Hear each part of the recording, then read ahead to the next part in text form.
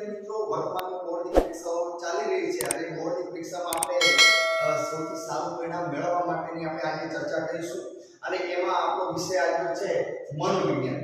મનોવિજ્ઞાન વિષયમાં આપણે પાસ થવું ખૂબ જ જરૂરી છે અને પાસ થવા માટે માત્ર ને માત્ર આપણે 3 પાઠ તૈયાર કરવાના છે અને એ 3 પાઠ કયા છે એની આપણે આજે ચર્ચા કરીશું અને સૌથી વધુ માર્ક્સ મેળવવા માટે આપણે કેવી રીતે તૈયારી કરવાની છે એ પણ ચર્ચા કરીશું. તો જોઈએ સૌપ્રથમ 3 પાઠો છે. પાઠ નંબર પહેલો સંવેદન, ધ્યાન અને પ્રત્યક્ષીકરણ. એ આપણા પ્રશ્નપત્રમાં 12 માર્ક્સનો પાઠ પૂછાવાનો છે. જ્યારે બીજા નંબરનો પાઠ છે શીખવાની ક્રિયા. એ આપણા પ્રશ્નપત્રમાં મનોવિજ્ઞાનના પેપરમાં 14 માર્ક્સનો પૂછાવાનો છે. જ્યારે ત્રીજા નંબરનો પાઠ છે પાઠ બુદ્ધિ, એ પણ આપણા પ્રશ્નપત્રમાં 12 માર્ક્સનો પૂછાવાનો છે. જેથી આ 3 પાઠનો ટોટલ ગુણાંકન છે 38 માર્ક્સનું. આપણા મનોવિજ્ઞાનના પેપરમાં 100 માર્ક્સના પેપરમાંથી માત્ર ને માત્ર આ 3 પાઠોમાંથી 38 માર્ક્સનું પૂછાય છે. એ સૌથી પાસ થવા માટે ખૂબ જ અસરકારક છે. અને આ ત્રણેય પાઠો એટલા હાર્ડ પણ નથી, એકદમ આપણા મનોવિજ્ઞાનના પુસ્તકમાં સરળમાં સરળ આ 3 પાઠો છે એની આપણે ચર્ચા કરીશું. હવે પ્રશ્નપત્રનું પહેલા માળખું સમજી લઈએ, કેવી રીતે પ્રશ્નો પૂછાય છે. તો આપણા મનોવિજ્ઞાનના પેપરમાં કુલ 100 માર્ક્સના પેપરમાં કુલ 5 વિભાગો પૂછાય છે. વિભાગ એ, વિભાગ બી, વિભાગ સી, વિભાગ ડી અને વિભાગ ઈ. કુલ પ્રશ્ન પત્રનું માળખું. હવે પ્રથમ વિભાગમાં કુલ 1 થી 10 પ્રશ્નો હશે. 1 થી 10 પ્રશ્નો અને એના ગુણ રહેશે 10 ગુણ. વિભાગ 2 માં 11 થી 20 પ્રશ્નો હશે. 11 થી 20 પ્રશ્નો, એના ગુણ રહેશે 10 ગુણ. વિભાગ સી માં આપણે કુલ પ્રશ્નો 21 થી શરૂ થશે. 31 સુધી કુલ 11 પ્રશ્નો પૂછાશે, જેના ગુણ રહેશે 22 ગુણનો. આ વિભાગ સી નો છે. જ્યારે વિભાગ ડી માં 32 થી 42 સુધીના પ્રશ્નો હશે, જેના કુલ પ્રશ્નો 11 રહેશે અને એનો ગુણભાર કુલ વિભાગનો 33 ગુણનો છે. અને વિભાગ ઈ એક પ્રશ્ન 5 ગુણનો રહેશે. એવા કુલ 5 પ્રશ્નો પૂછાશે 43 થી 47 સુધીના, એના કુલ ગુણ રહેશે 25 ગુણ. હવે આપણે આપણા પ્રશ્નપત્રમાં દરેક વિભાગમાં સૌપ્રથમ આ 3 પાઠ પૂછાશે, જેના પ્રશ્નો 3 પ્રશ્નો શરૂઆતના રહેશે. હવે તમે શરૂઆતના પ્રશ્નો તમને આવડતા હશે આ 3 પાઠના, તો આ પ્રશ્નપત્રમાં આગળના પ્રશ્નો લખવામાં પણ તમને તમારું મગજ સાથ આપશે, તમારી માનસિકતા તમને સાથ આપશે. કારણ કે ઘણી વખત આપણને કોઈ પ્રશ્ન કોઈ નથી આવડતો, એના કારણે આપણને ડર લાગે છે, ગભરાટ લાગે છે, જેનાથી આગળના પ્રશ્નો આવડતા હોય એ પણ ભૂલી જવાય છે. તો અહીંયા તો સૌપ્રથમ તમે 3 પાઠ તૈયાર કર્યા છે, જેના કુલ ગુણભાર 38 છે અને એ શરૂઆતના દરેક વિભાગોમાં શરૂઆતના પ્રશ્નો છે, તમને આવડે છે. તો આગળનું લખવા માટે પણ તમને તમારી માનસિક રીતે તમે શાંત અનુભવશો, શાંતિ અનુભવશો, આનંદ થશે તમને. તો આગળના પ્રશ્નો લખવામાં પણ તમને ઘણો એવો ફાયદો થશે. હવે આપણે વાત કરીએ કે દરેક પાઠમાં શું શું પૂછાય છે. તો સૌપ્રથમના પાઠમાં સંવેદન, ધ્યાન અને પ્રત્યક્ષીકરણ વિશે પાઠ છે. તો સંવેદન એટલે શું? સંવેદન એટલે આપણી જ્ઞાનેન્દ્રિયો દ્વારા આંખ, નાક, કાન દ્વારા જે કંઈ પણ ઉદ્દીપકનો અનુભવ થાય છે એ સંવેદન કહેવામાં આવે છે. સંવેદનના કુલ 5 પ્રકારો છે. દ્રષ્ટિ સંવેદન, શ્વાન સંવેદન, ગંધ સંવેદન, ત્વચા સંવેદન, જેવા કુલ 5 પ્રકારો છે.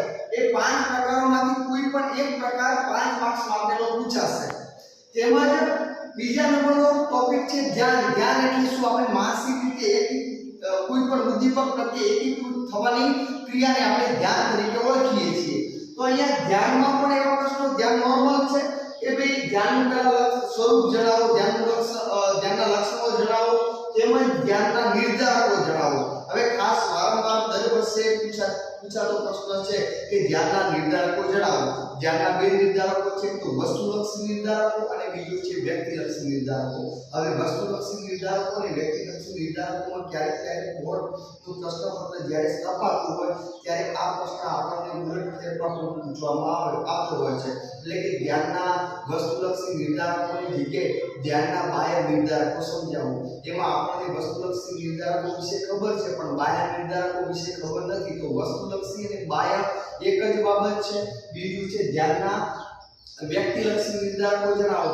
તો વ્યક્તિલક્ષી નિર્ધારકોની જગ્યાએ ઘણી વખત એવું પૂછાતું હોય છે કે ધ્યાનના આંતરિક નિર્ધારકો જણાવો. તો આ બાબતનું ખાસ આપણે ધ્યાન રાખવાનું છે કે ધ્યાનના વસ્તુલક્ષી નિર્ધારકો એટલે ધ્યાનના બાહ્ય નિર્ધારકો અને ધ્યાનના વ્યક્તિલક્ષી નિર્ધારકો એટલે ધ્યાનના આંતરિક નિર્ધારકો. જે વ્યક્તિમાં રસ રુચિ એના આધારે કોઈ પણ ઉદ્દીપક તરફ ધ્યાન ખેંચાતું હોય તેને આંતરિક અને વસ્તુલક્ષીમાં વસ્તુના સંદર્ભમાં કે કોઈ વાહન છે, વાહનની તીવ્રતા કેટલી છે, એની પહોળાઈ કેટલી છે, એમાં રંગ કેવા પ્રકારનો છે, એના આધારે આપણું ધ્યાન ખેંચાતું હોય છે એની તીવ્રતાના આધારે.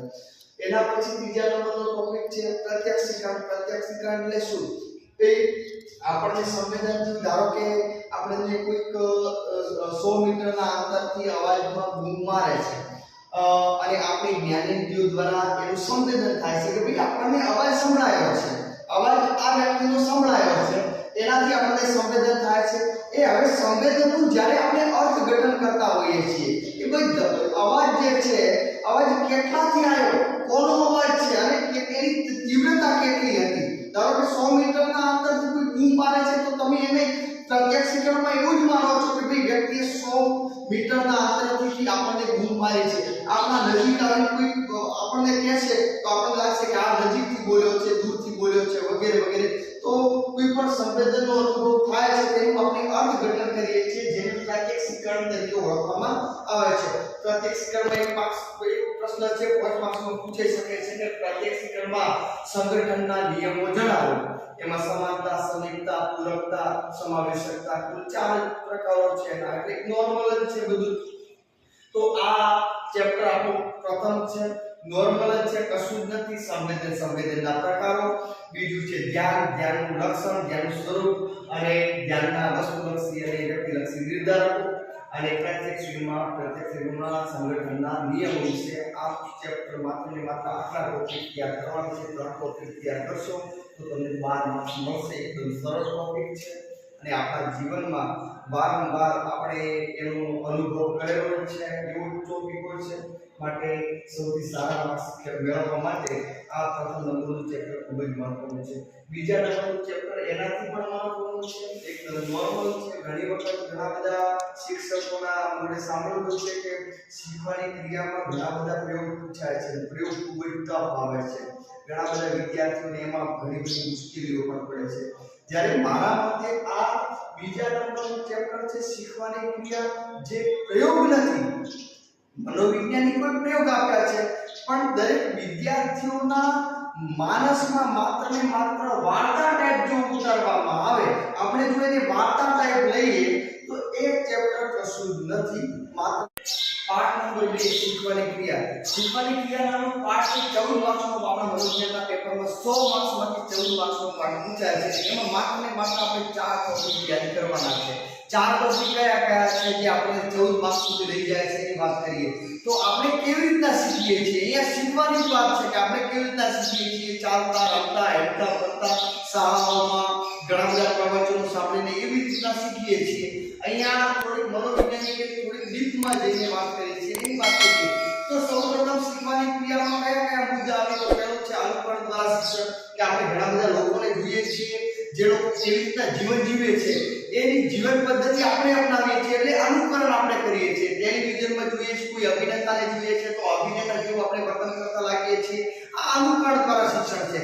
બીજા નંબરનો મુદ્દો છે પ્રયત્ન અને ભૂલ દ્વારા શીખીએ છીએ. પ્રયત્ન અને ભૂલ દ્વારા કે ભાઈ રોજબરોજ આપણે ઘણા બધા પ્રયત્નો કરતા જઈએ છીએ. પ્રયત્નો કરતા કરતા આપણે ભૂલ પણ થતી હોય છે. એના દ્વારા આપણે ભૂલને સુધારવાનો પ્રયત્ન કરીએ છીએ અને એમાંથી આપણે ઘણું બધું શીખીએ છીએ.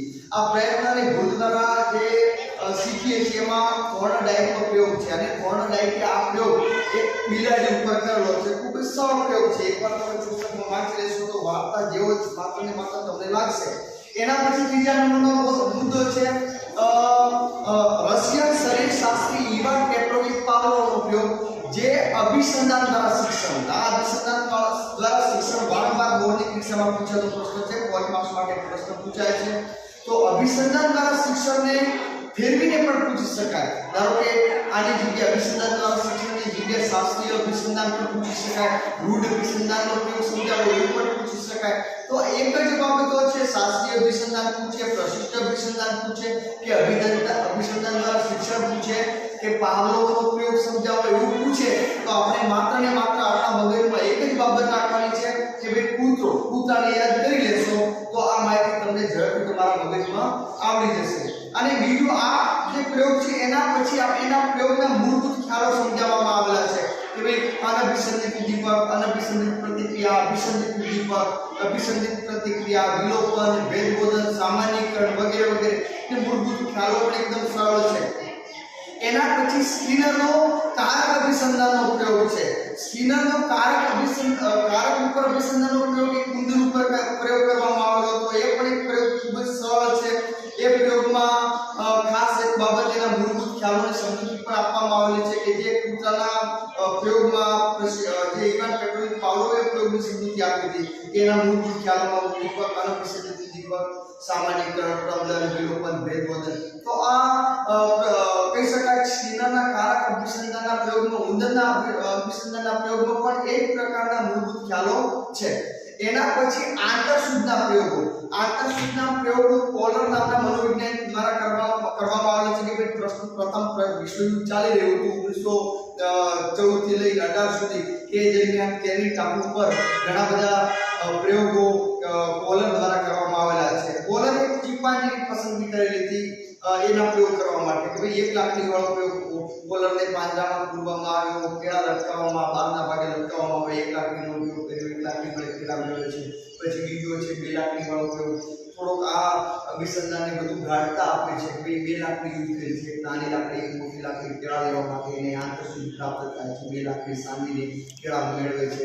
એના પછી ખોખાવાળો પ્રયોગ કે ભાઈ એક ઓરડો છે, ઓરડાની ઉપર કેળા લટકાવ્યા છે અને એમાં ખોખા ફિટ કરવામાં આવે છે. સૌપ્રથમ તો એ અજાણ છે કે ખોખાને ફિટ કરી જેમ કેળા મેળવેલું એ બાબતથી અજાણ છે એટલે ખોખાઓ આના ડાયરેક્ટ ભેગા કરીને કેળા મેળવવાનો પ્રયત્ન કરે છે. કેળા મળતા નથી પણ રમતા રમતા એક ખોખા ઉપર બીજું ખોખું ફિટ થાય છે અને એની આંતરસૂઝ જાગે છે. ત્રણે ત્રણ ખોખા ભેગા કરી અને એની પછડીની કેળા પ્રાપ્ત કરી લે છે. એટલે આટલા જ ટોપિકો છે, માત્ર ને માત્ર 5 ટોપિકો છે. તમને 14 માર્ક્સ લાવવામાં એકદમ સરળતા આવશે. એના પછી પાઠ નંબર છે 3 બુદ્ધિ. બુદ્ધિ એટલે શું? બુદ્ધિ એટલે શાણપણ. આપણે હોશિયારી ઘણા બધા નામ આપીએ છીએ. બુદ્ધિ એટલે શાણપણ, બુદ્ધિ એટલે હોશિયારી, અંગ્રેજીમાં ઇન્ટેલિજન્સ તરીકે ઓળખવામાં આવે છે. હવે બુદ્ધિ માપવાનું સૂત્ર પણ છે. બુદ્ધિ માપવાનું સૂત્ર માસિક વય ભાગ્યા શારીરિક વય ગુણ્યા 100. આપણે એના એક કોષ્ટક આપેલું છે. ચર્ચા નથી કરતા, તમે કોષ્ટક જોઈ લેજો. હવે આપણે પાઠ નંબર 3 ની ચર્ચા કરીએ. બુદ્ધિ પાઠે આપણા બોર્ડના પ્રશ્નપત્રમાં 12 માર્ક્સનું પૂછાય છે. હવે તે પાઠ પર આપણે પાસ થવા માટે સૌથી વધુ માર્ક્સ મેળવવા માટે અગત્યનો છે આ પાઠમાં વિશેષ કશું જ નથી. માત્ર ને માત્ર બુદ્ધિ અંગેના આધુનિક જે અભિગમો આપવામાં આવેલા છે એ અભિગમો જ આપણને પરીક્ષામાં પૂછાશે. કયા કયા અભિગમો છે? કુલ 5 અભિગમો છે અને એમાંથી પોઈન્ટ માર્ક્સમાં 2 અભિગમો ખાસ વારંવાર પૂછાતા છે. એક તો જેપી દાસનો પાસ સિદ્ધાંત, પાસ PASS. એ 4 ટોપિકો આ પાસમાં સમાયેલા છે. પીપોટ પ્લાનિંગ વગેરે વગેરે. આ પ્રશ્નને તૈયાર કરવો એકદમ ઈઝી છે. ખાલી માત્ર ને માત્ર પાસનું ફૂલ ફોર્મ આવી જાય એટલે આપણને આ પ્રશ્ન આવડી ગયો એમ જ સમજી લેવાનું. બીજો છે ગાર્ડનરનો બહુવિધ બુદ્ધિનો સિદ્ધાંત. મોસ્ટ આઈએમપી પ્રશ્ન પરીક્ષામાં 100% 5 માર્ક્સનો પૂછાતો પ્રશ્ન છે. વારંવાર પૂછાતો પ્રશ્ન છે કે ગાર્ડનરનો બહુવિધ બુદ્ધિનો સિદ્ધાંત. એમાં 8 મુદ્દાઓ છે કે ભાઈ તાર્કિક ગાણિતિક બુદ્ધિ, ભાષાકીય બુદ્ધિ, અવકાશી બુદ્ધિ, નૈસર્ગિક બુદ્ધિ વગેરે વગેરે. એના વિશે બધું ચર્ચા નથી કરતા પણ આ 5 માર્ક્સનો આઈએમપી ખૂબ જ પ્રશ્ન છે. એના પછી સ્પીયરમેનનો દ્વિઘટક સિદ્ધાંત, સ્ટર્નબર્ગનો ત્રિપુટીનો સિદ્ધાંત, જીલ્પરનો ત્રિપરિમાણાત્મક સિદ્ધાંત, ગાર્ડનરનો બહુવિધ અને જેપી દાસનો પાસ. આ સિદ્ધાંતો ખાસ અગત્યના છે. આમાંથી બે સિદ્ધાંતો 100% પૂછી શકશે. માટે 5 સિદ્ધાંતો તમે આંખો મેચીને તૈયાર કરી જ નાખો. એના પછી બુદ્ધિ કસોટીઓ વિશે પણ પૂછવાનું છે કે રેવણની બુદ્ધિ કસોટીઓ, બુદ્ધિ તુલાઓ વિશે સમજી આપો. અને એના પછી આ ચેપ્ટરમાં માત્ર ને માત્ર પ્રતિભા સંપન્ન જે બુદ્ધિઆંકના આધારે ભાઈ 70 બુદ્ધિઆંક હોય તો અતિમંદ તરીકે ગણવામાં આવે છે, 130 ઉપરનો બુદ્ધિઆંક હોય તો પ્રતિભા સંપન્ન વ્યક્તિને ગણવામાં આવે છે. પ્રતિભા સંપન્ન કોણ હોય તો હોશિયાર, અતિ હોશિયાર વ્યક્તિ હોય છે, તેમાં મૌલિકતા, સર્જનાત્મકતા જોવા મળતી હોય તેને કહી શકાય કે પ્રતિભા સંપન્ન તરીકે ઓળખવામાં આવે છે. વારંવાર પૂછાતો પ્રશ્ન છે કે પ્રતિભા સંપન્ન વ્યક્તિઓના લાક્ષણિકતાઓ જણાવો. કે એકાંત પ્રિય હોય, અતિ હોશિયાર હોય, મૌલિકતા હોય, સર્જનાત્મકતા હોય, વાંચન પ્રિય હોય, જેનો બુદ્ધિઆંક 130 કરતાં વધુ હોય. એના પછી બીજો પણ પૂછાતો પ્રશ્ન છે કે ભાઈ અતિ મંદ વ્યક્તિઓની લાક્ષણિકતાઓ જણાવો. કે ભાઈ પોતાના જે રૂટીન કાર્યો કરવામાં પણ એ નિષ્ક્રિય હોય છે, મૌલિકતા હોતી નથી, સર્જનાત્મકતા હોતી નથી, કોઈ કાર્ય કરવામાં ઘણી બધી મુશ્કેલીઓ પડતી હોય છે, તેની મનોદુર્બળ તરીકે ગણવામાં આવે છે. તો માત્ર ને માત્ર 3 પાઠો તમે તૈયાર કરશો તો 3 પાઠોમાં તમારી દરેક વિભાગોમાં શરૂઆતના પ્રશ્નો હશે, તેનાથી તમારી ઇમ્પ્રેશન પણ જાગશે, તમારી માનસિક રીતે તમે એક શાંતિ પણ અનુભવ કરી શકશો અને સૌથી વધુ માર્ક્સ પણ મેળવી શકશો. બરોબર? તો